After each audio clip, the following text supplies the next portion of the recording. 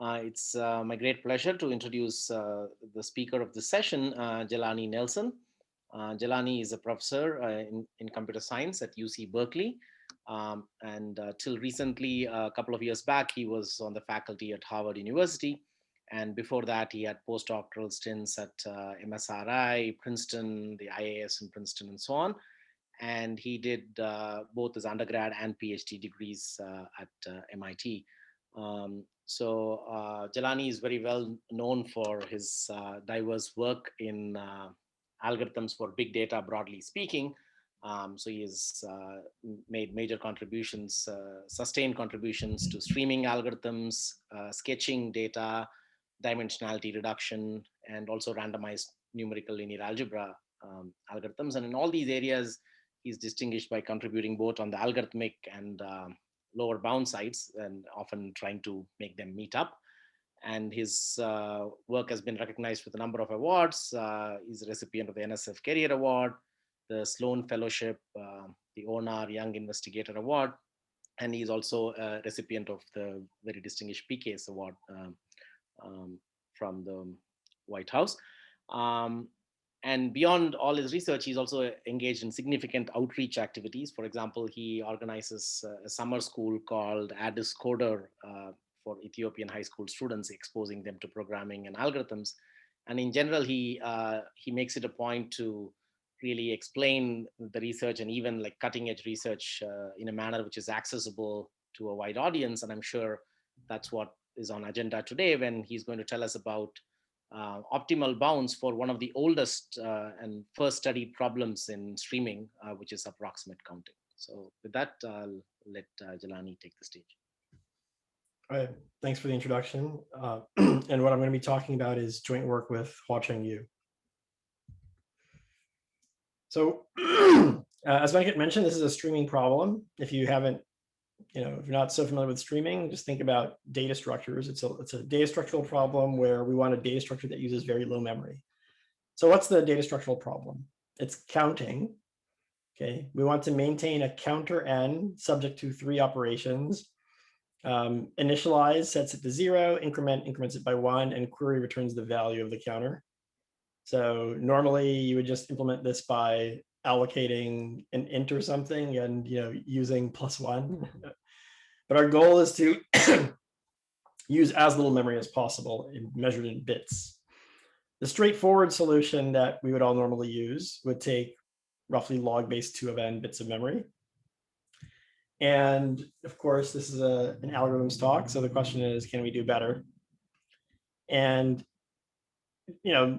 depending on how you ask the question, if the question is, you have to exactly implement this, then the answer is no, you can't do better, just because if you're using less than log n bits of memory to represent a value that could be as big as n, then pigeonhole, right? Two different values have to map to the same memory state, and your data structure would therefore answer queries the same for both of those numbers, but at least one of those has to be wrong, right? If you're answering the same for 2 different numbers.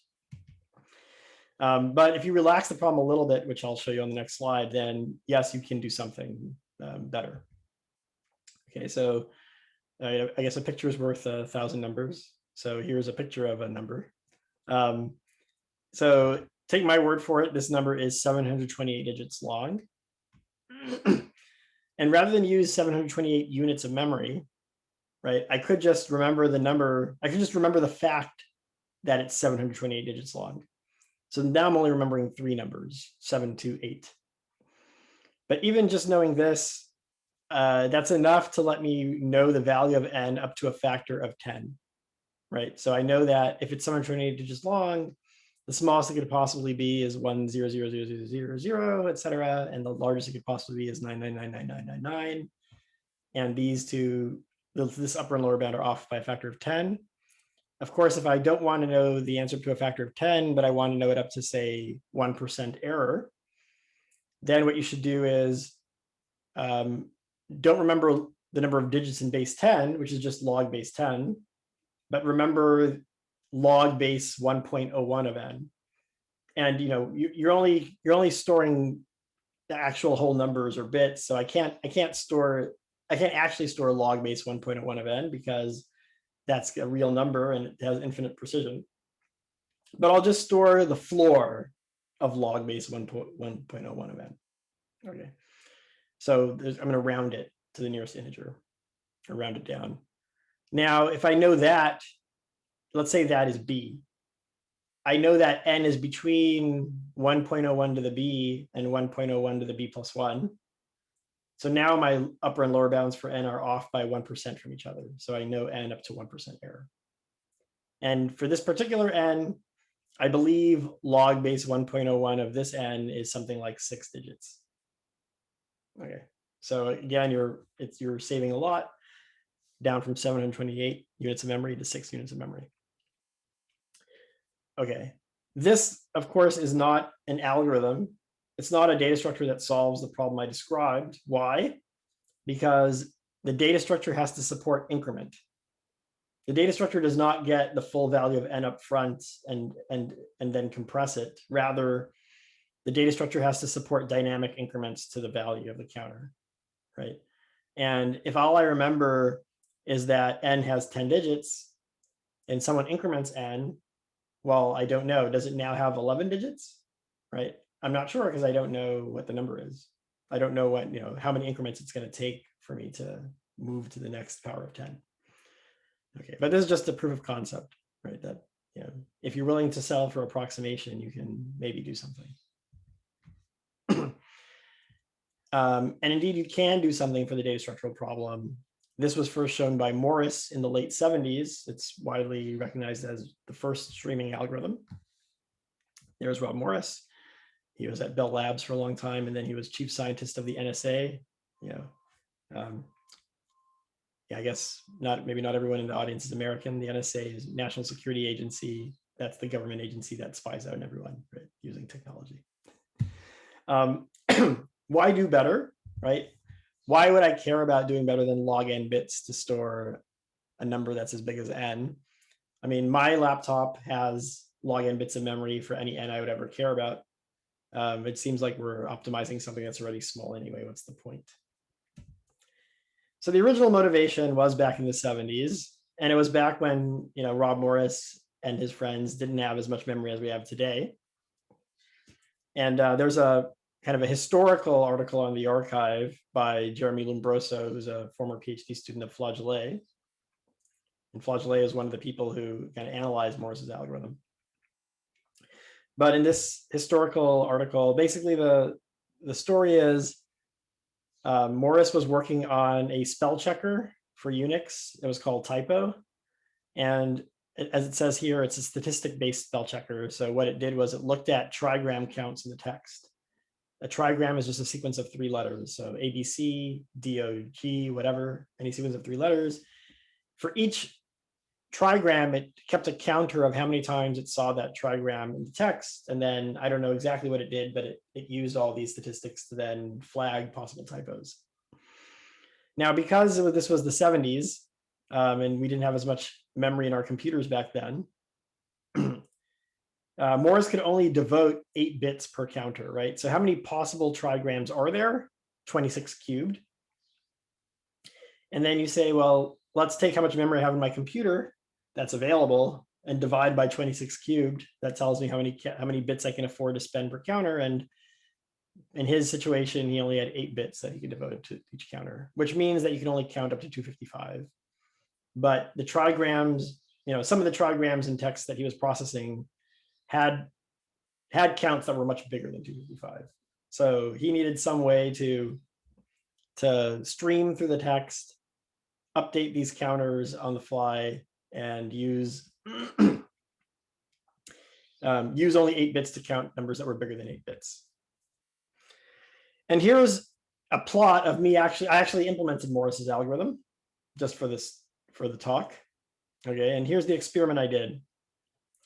It's a randomized algorithm, so I repeated the experiment 5,000 times so I could see kind of distributional behavior of the algorithm.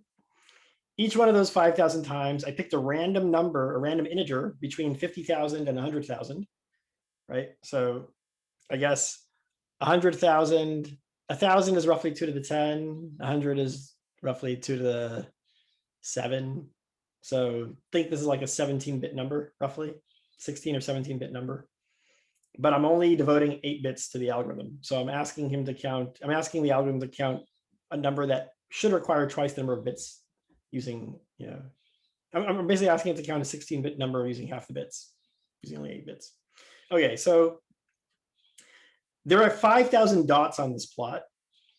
A dot at x comma y means x% of the time the relative error was y% or less. So each dot was like a run of the algorithm with a different random number. And if you look at the extreme all the way on the right, that dot all the way on the top right means 100% of the time the relative error was 50% or less. So his algorithm was never off by more than 50% in any of these 5,000 trials. The median error was about 8% if you look at the 50th percentile on the x-axis. Okay, so it's pretty decent. Typically, you get less than 10% error. You're never off by more than 50% in 5,000 trials. Okay, so that's what he used. He used this algorithm. That's the 70s though, and now my computer has a lot more memory than Morris did in the 70s. So is this problem still relevant today? And in fact, it is, and it's still, algorithms for it are still used. And the current motivation is quite similar, which is, really what's going on with Morris is it's not just, log n is small, but you're not just storing one counter. For him, he's storing 26 cubed counters. So log n, the space per counter becomes a multiplicative overhead times the number of counters. So today it's the same story. If you're in a situation where you have a lot of counters you want to store and not just one, then the bits per counter is a multiplicative overhead on your overall memory. So it makes sense to want to reduce that. So an example is in Redis, which is a very popular in-memory database. It's open source. It was voted most loved database of 2020 on some Stack Overflow developer survey. Okay, so this is like a real, this is not just a toy example, this is a real thing people are using. And I found this talk on YouTube. You could probably find it yourself by someone who contributes to this open source project, software developer. Her name is Elena Kolevska. And if you look at the slide that she was presenting in the right-hand side toward the top, it says Morris counter, Morris logarithmic counter. So she was talking about Redis using the Morris counter today or in 2018. And why is it implemented in Redis? Well, it's an in-memory database, so many people use Redis as a cache. Okay, and if you have a cache, you need a cache eviction policy. Okay, and there are many different eviction policies that are implemented in Redis, and the user can choose which one they want to use. One of the ones that's available is called least frequently used. Okay, this is not, by the way, a competitive algorithm for paging in the online sense that we're used to in TCS, but I guess in some use cases, maybe people use it, so they implemented it in Redis. So least frequently used, basically for each key in the cache, you need to keep track of the frequency that key was queried, which means a counter. Okay. So there's this overhead that for every single entry in the database, or for every key in this cache, there's an associated frequency counter that's getting incremented every time you query that key, which is exactly the counter problem. And since there's this multiplicative overhead times the size of the database, it makes sense to reduce this multiplicative overhead. So that's why they use approximate counting instead of a full, say, 32-bit counter. Okay, so that's today. And there are also like theory applications, meaning, if you have a better counter, you can plug it into other algorithms and get better results for other problems. And that, maybe is not super surprising because, it's a counter, right? Just think like who uses counters? Everyone uses counters. So if you have a better counter, it probably means something for downstream, downstream applications. So that this is not maybe too surprising. Okay, so now I want to talk to you about how Morris's algorithm works and how it's analyzed. And I want to talk to you also about our new contributions in this work. So Morris's first idea is to introduce randomness. I mentioned it's a randomized algorithm. So he does not store n in memory. He stores a different number x, which is initialized to 0. And whenever, this is not going to be his final algorithm, but we're working our way toward his final algorithm.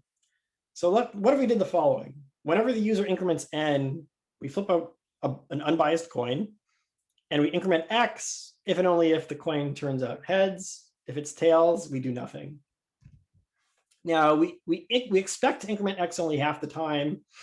So 2x is an unbiased estimator of n. The expectation of 2x is n. And we still approximately know n, right? There's going to be some variance here. So 2x is not going to be exactly equal to n. But we're saving because we're storing a number that's only half as big, right? So we're saving a bit of storage, basically. Now, the downsides are, well, first off, we're only saving a bit of storage. I want to save more than 1 bit. And the other downside is that the error is terrible for small n, especially from a relative error point of view. Imagine that n was 1. So there was exactly 1 call to increment. That means x is definitely either 0 or 1. So 2x is either going to be 0 or 2. So we're either off by a factor of 2 by 100% error, or we're off by infinite relative error because we say 0 even though it's non-zero. So that's not going to give us the 8% error that I showed you in the plot, for example. So let's fix the first thing first, which is to try to save memory more aggressively. So here's one thing Morse actually does. Whenever a user increments n, he flips x coins. And then he increments x if and only if all coins are heads. In other words, he increments x with probability 1 over 2 to the x. Otherwise, he does nothing. You can prove, and I'll briefly go over it on the next slide, that 2 to the x minus 1 is then an unbiased estimator of n, which means you typically expect x to be roughly log n, which means you can store x using only log n bits. So we've exponentially saved in the memory. Instead of saving 1 bit, additive bit, we actually exponentially save. Okay, why is this an unbiased estimator? I mean, I'll just show the proof. It's not new. Morse knew it, but I'll take this. It's very brief, so I'll show you. So we'll show that the expectation of 2 to the x is n plus 1 after n increments. Okay, and it's an inductive proof. In the base case, indeed, x will be 0, so 2 to the 0 is 1, which is 0 plus 1. And then the inductive step, you just say, what is the expectation of 2 to the x after n plus 1 increments? And then we just do a kind of conditional calculation. So we condition on the value of x being j after n increments. And then we sum over all possibilities for j, and we look at the sum of all those conditional expectations. And the conditional expectation of 2 to the xn plus 1, given that xn is j, is, well, we either keep it the same with probability 1 minus 1 over 2 to the j, and then multiply by 2 to the j in the expectation, or we increment with probability 1 over 2 to the j. And then if we increment, the contribution would be 2 to the j plus 1. And then I just expand and then convert that sum into 2 sums, right? And now I have the sum over j of 2 to the j times the probability that xn is j plus the sum of probability xn is j. The left-hand side is exactly the definition of expectation of 2 to the xn. The right-hand side is 1 by law of total probability. Xn is definitely something. And then we apply the inductive hypothesis and we're done. Okay, so it's a pretty simple argument. You still have the issue that the error is not good for small values of n. So one way to reduce error is to use a common technique in randomized algorithms, which is you instantiate many parallel copies of that algorithm, and then you average the answers at the end. And if you average m copies, where m is this quantity, the variance divided by the second moment divided by epsilon squared eta, Chebyshev's inequality will imply a 1 plus epsilon approximation with failure probability at most eta. So if you set eta to be 1/3 and output the median of log 1 over delta such things, then turnoff implies failure probability. Sorry, that should say success probability 1 minus delta, so failure probability delta. So this is the common median of means trick in kind of randomized estimators, randomized algorithms. It's possible to, doing a very similar calculation to this, it's possible to compute the second moment of 2 to the x, so basically the expectation of 2 to the 2x, and then once you have that, you know the variance. So it's possible to prove that the variance is exactly equal to this thing, n squared over 2 minus 1 over 2 minus 1. So if you then plug that into what m needs to be, you basically can set m to be 1 over epsilon squared, and then you do log 1 over delta copies of that. So your final space would be 1 over epsilon squared log 1 over delta log n bits. And then you can get the kind of 8% error, or tunable error that I put in the plot. That's not what Morris actually does as an original paper. He does something more clever, which is based on the following observation, and it was also analyzed more finely by Flageolet. Okay, so you increment, Morse's algorithm increments with probability 1 over 2 to the x, right? Which is 0.5 to the x. Now, the downside is that the variance is high. The upside is that this is very low memory. It's log n bits. The other thing you could do, the trivial thing, is just, basically maintain a deterministic counter, meaning that you always increment. So you increment with probability 1.0 to the x. The upside of that is there's no variance. It's deterministic. The downside is that you're using exponentially more memory. So if you just look at this, it's very suggestive, right? Like, what happens if you slide the base of the exponent between 0.5 and 1.0? You might expect there's a smooth trade-off between variance and memory, where the closer to 1 you make the base, the lower the variance, but you pay by using more memory. And indeed, that's true. If you increment x with probability, say 0.99 to the x, you can prove that this thing I wrote here is roughly an unbiased estimator.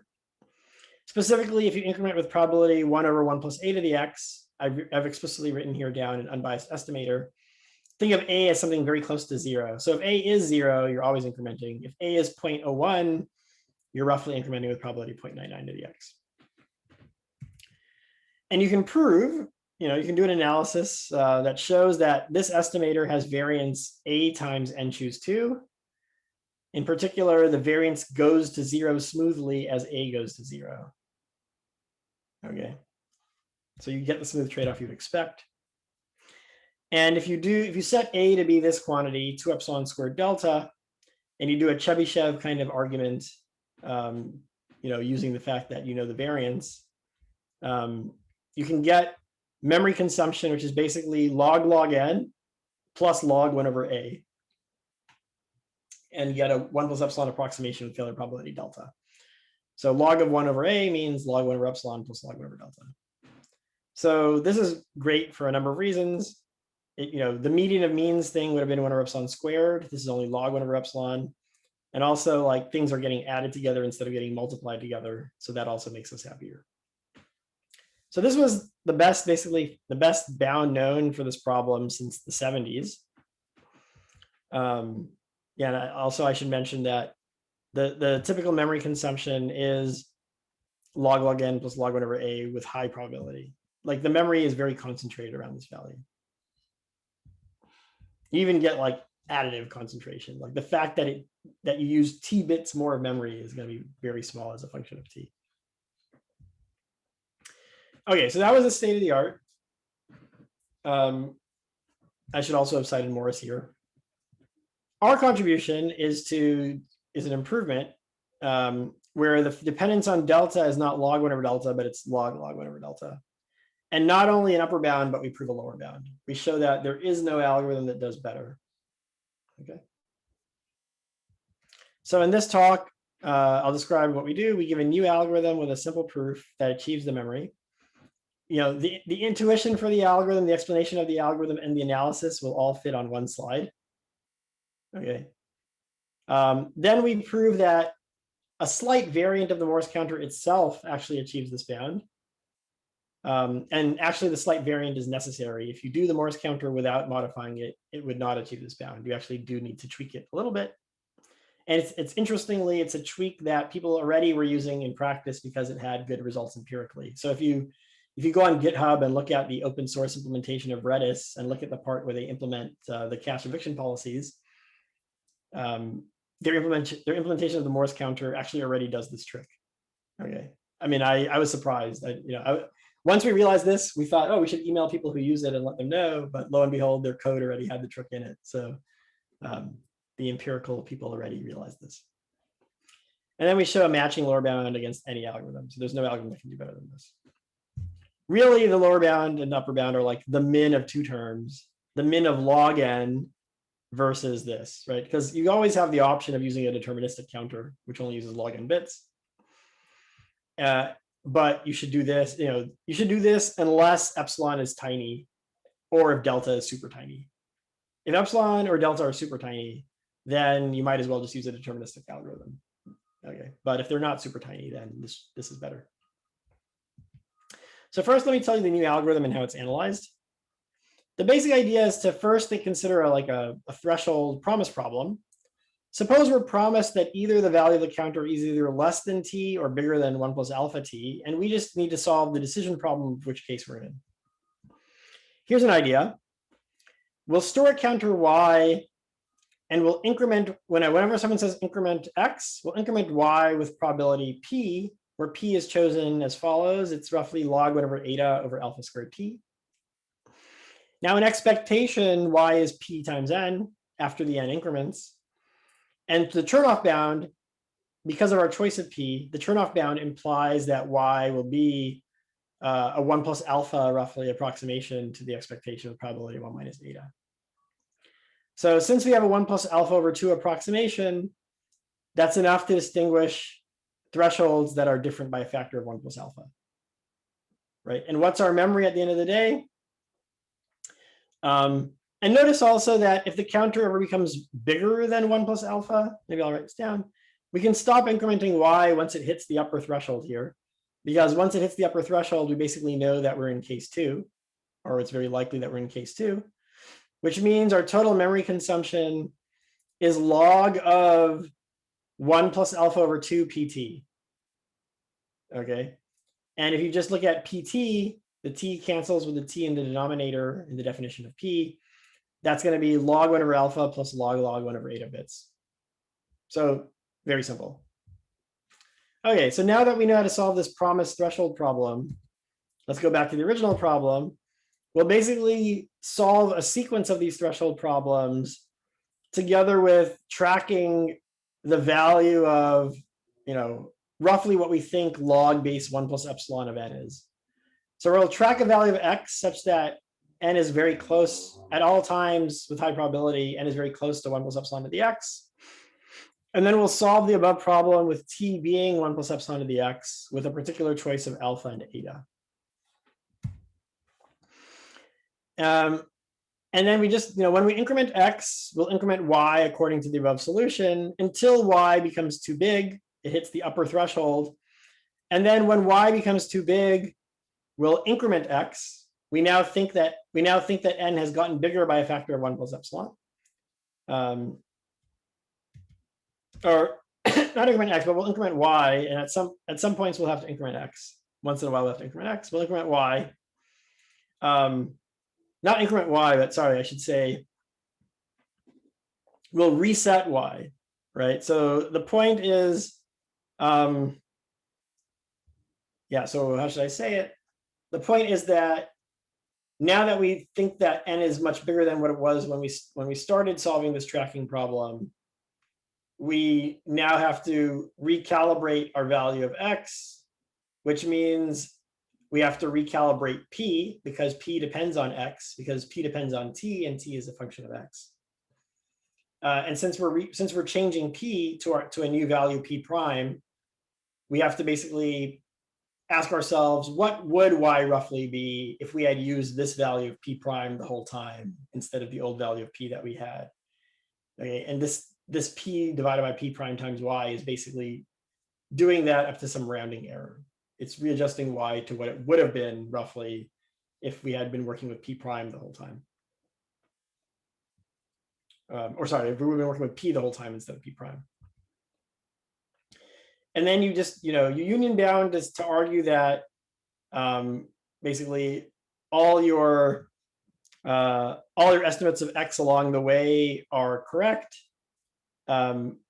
which, because we set the failure probability to be delta over x squared, you sum over all possible values of x and it converges and it's O of delta.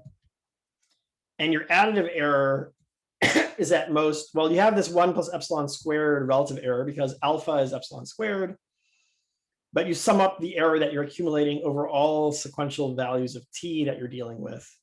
And that is a geometric series that also adds up to O of epsilon. So that's where the alpha equals epsilon squared is coming from. And that's basically the whole proof. And you get exactly the memory that I promised you. So the point of this simpler algorithm is just, I think that it gives a very simple reason why the upper bound is what it is. We implemented it. Okay, we implemented our algorithm in orange. We implemented the Morris counter in blue. And we did the same experiment that I showed you in a previous plot. And lo and behold, the algorithms behaved identically, essentially. I almost, when I first ran this code, I thought I accidentally called Morris twice because they were just so on top of each other. But in fact, these are different algorithms. It's Morris counter versus the algorithm I just showed you. And when we saw this kind of error distribution in the two algorithms, we said to ourselves, aha, like Morris itself probably is already quite good. And people were probably just not analyzing it properly. So we set out to reanalyze the Morris counter and hopefully get a better memory analysis than what people were able to get before. And we were able to do it. So let's call Morris A as the algorithm, the parameterized algorithm that specifically increments with probability 1 over 1 plus a to the x. So our estimator is this unbiased estimator that I wrote earlier. And as a mental experiment, which is going to help for the analysis, suppose we just ran the algorithm for an infinite number of increments. Define Zi to be the number of increments it took to go from x turning, when x first becomes I to when x first becomes I plus 1.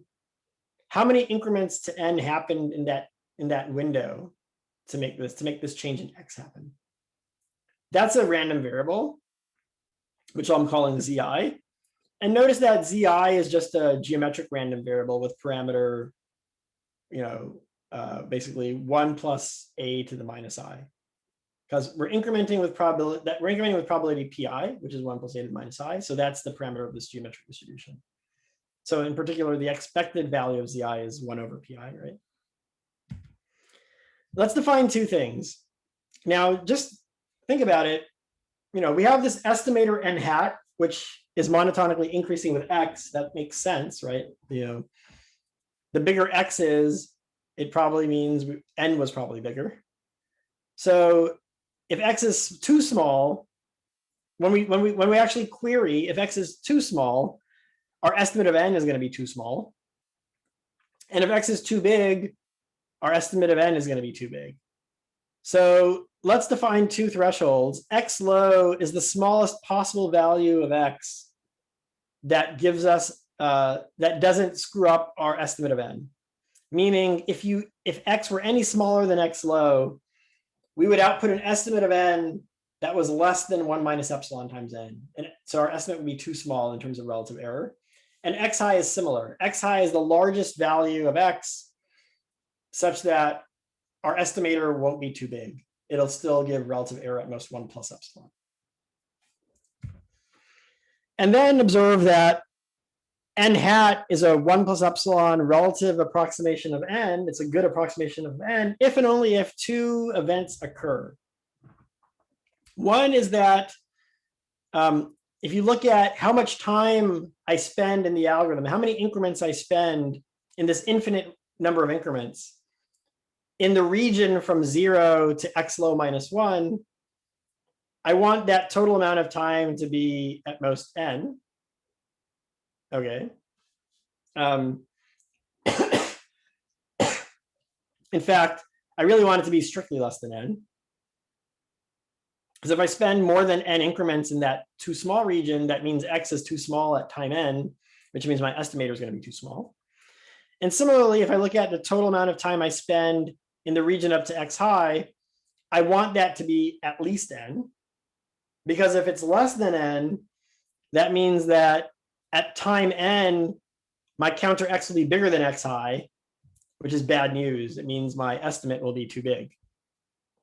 So basically, we want both of these sums to be bounded. That first sum should be bounded by at most n. The second sum should be at least n. But then you can apply concentration arguments. You can say, well, what is the expectation of the first sum? The expectation of the first sum turns out to be significantly less than n. Okay. And the expectation of the second sum turns out to be significantly more than n. So what's the probability that that first sum isn't less than n? Well, that's basically the probability that it deviated significantly from its expectation. And similarly for the second, the probability that it's not bigger than n means it deviated significantly from its expectation to become less than n. And for that, we can apply kind of a standard moment generating function / Chernoff type of argument, where the probability that the sum of zi's is bigger than lambda1 is at most blah. And then you bound, then you have to bound the moment generating function and then do some math. And the punchline, see the paper for details, is that the probability that either of these fail to happen is at most e to the minus epsilon squared over a, up to a constant in the exponent. Now, minor catch, when you do the calculation, the analysis only works out if n is big enough. So what you'll actually do, this is the minor tweak I mentioned, you'll keep a deterministic counter on the side, and you'll use the deterministic counter to answer queries when n is smaller. And then once n gets big enough, then you'll actually use the results from the probabilistic counter. And as a kind of practical optimization, you shouldn't actually keep two algorithms you shouldn't actually run the two algorithms in parallel. You should basically only run the deterministic counter for a while, maybe keep an extra bit to remind yourself that you're doing that, or actually from the value of the counter itself, you'll know. And then once that deterministic counter becomes too big, then you basically switch to the randomized algorithm and run the randomized algorithm from then on. Actually, then you might actually need the extra bit to remember which case you're in. So basically, this means if you want failure probability delta, you should set a to be log 1 over delta over epsilon squared. Since your memory depends on log 1 over a, that leads to log 1 over epsilon plus log 1 over delta. Okay. So that's it for the upper bound. For the lower bound, this will take me maybe 2 slides. So the theorem just says, fix epsilon and delta, and suppose that for all possible values of the counter between 1 and little n, you use no more than s bits of space. And you have a 1 plus epsilon approximation of failure probability delta, then your memory must be the minimum of either using a deterministic counter or the Morris counter with the tweaked Morris counter. Okay, so essentially, as long as epsilon and delta are not too small, Morris is optimal, or the tweaked Morris. How do you prove the lower bound? So first, you prove this lower bound, that basically s has to be at least the min of log n, and log n was log 1 over epsilon. This is basically folklore. We can't really take credit for this. How do you do that? You basically look at the following possible values of n. So all powers of 1 plus epsilon cubed between 1 over epsilon and n. And the claim is that any deterministic algorithm needs to have a different memory state for each value in this set. And that's easy to see, because if you have two values here that have the same memory state, then by construction, those two values are not, they're not 1 plus epsilon close to any value in common. They're evenly spaced enough that there's nothing that's close to both, that close to two numbers simultaneously. Okay, so that leads to a log n plus log 1 over epsilon lower bound. Now, what about randomized algorithms? Well, a randomized algorithm is really just a deterministic algorithm with an extra input. That input we call the source of randomness, the random seed.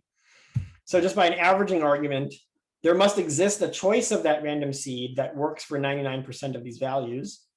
So conditioned on that choice of random seed, you now have a deterministic algorithm that's working on almost all these values. And then you apply the above argument to that deterministic algorithm. And then you get a same lower bound.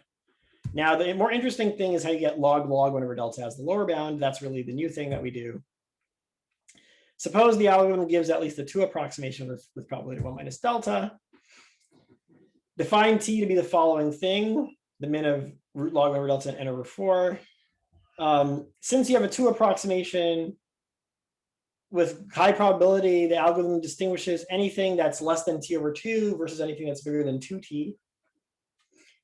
And for the sake of contradiction, let's just assume that the memory is less than 1/2 log t. So then I get a lower bound. I'll end up getting a lower bound of 1/2 log t, which is going to be the min of log n and log 1 over delta. Now, okay, so now for the sake of contradiction, we have this randomized algorithm. It's called C. It gives it to approximation with probability 1 minus delta. It uses less than 1/2 log t bits of memory. We'll use C to define what I'll call, well, to define a new algorithm, C-det, which is a partial de-randomization of C. It has the same query procedure as C, which might be randomized. However, its implementations for init and increment will be completely deterministic. How do we define init and increment? C-det will look at its memory state and ask itself, if I were C and I were asked to either init or increment right now, what would be the highest probability state that I would of all the states that I could transition to next, which one would have the highest probability? And I'll just deterministically transition to that. Init and increment are called n+1 times total, which means that the probability that C and C-det follow the same exact transition path is at least 2 to the minus s, because at most, given any state, the next state I'll transition to, there are at most 2 to the s possibilities, right? Because I only have s bits of memory. So the probability that I follow the same exact transition path is the probability that each time I, with probability at least 1 over 2 to the s, go to the same place as C, which is probability at least 2 to the minus s to the n+1. So conditioned on this event that C and C-det follow the same transition path, the failure probability of C is at most this quantity, delta times 2 to the s to the n+1. And when n is at most 4t, and this is why I chose t the way I did, this failure probability is at most a third.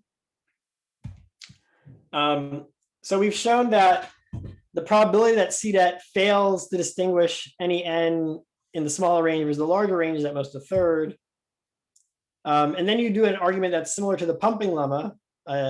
I know maybe those of you who remember your undergraduate, theory of computation course with finite automata, et cetera, maybe you've forgotten the pumping lemma, but basically all it says is there must exist. So since you're using less than 1/2 log t bits of memory, first of all, there must be 2 different numbers that are less than t over 2 that cause C-det to reach the same memory state, which means that for any integer k that's at least 0, n1 plus k times n2 minus n1 also has to reach the same memory state, which means that there must be a value n3 in the larger range. Basically, for the right choice of k, we will end up in the larger range that also achieves the same memory state. So C-det has deterministic memory transitions, right?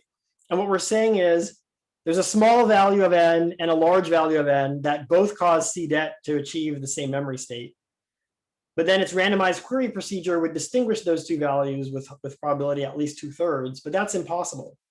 How can it distinguish these 2 values with probability more than a coin flip if the memory state is exactly the same? Okay, so that's a contradiction. Therefore, this algorithm C that supposedly existed cannot possibly have less than 1/2 log t bits of memory, so we get our lower bound on the memory. Further comments? Yeah, this is the very last slide. Jelani, a quick question. Can you comment on what part of C-det was random and what was deterministic? Only the query procedure of C-det is random, right? So there are 3 operations in approximate counting: init, increment, and query. Mm-hmm. Init and increment are now deterministic for C-det, but query is possibly still randomized because the query procedure will be the same query procedure as C. Okay. Yeah. Okay. So yeah, just one last comment. If you're careful, you can get explicit constants in all these things. So the upper bound is, in all these logarithms are base 2. So the upper bound is the following thing with high probability. Notice, like, you really know the upper bound up to an additive constant. on the memory. And the lower bound is also some explicit thing.